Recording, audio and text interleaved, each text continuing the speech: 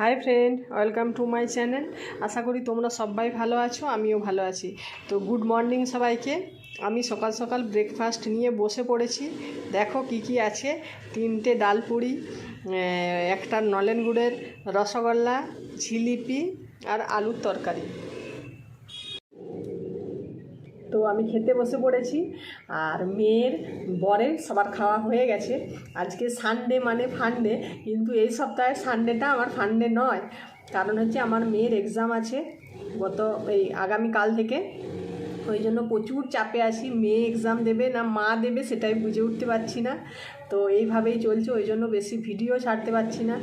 তো পড়াশোনা নিয়ে প্রচুর ব্যস্ত আছি। তো এখন আমি টিফিন করতে বসলাম, খেয়ে নিই। রান্না চলছে, রান্না মানেই চিকেন। মেয়েও স্নান টান মেয়ের হয়ে গেছে, মেয়ে পড়ছে। এই করেই চলছে আর কি, একটু ব্যস্ততায় কাটছে। তো তারপর আমার মিষ্টি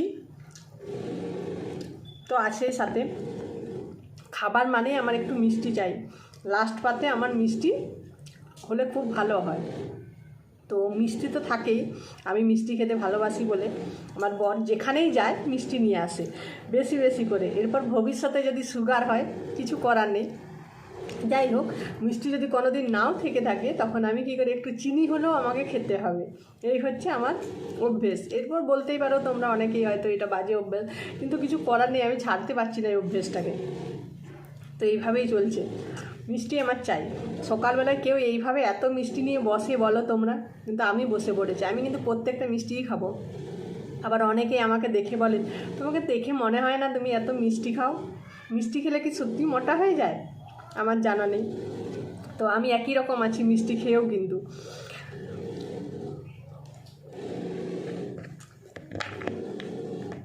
এই সকালে জিলিপি নিয়ে বসেছি, দেখো।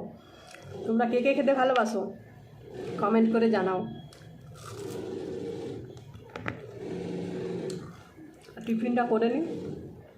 চলো, সবাই ভালো থেকো, সুস্থ থেকো। Tata, by.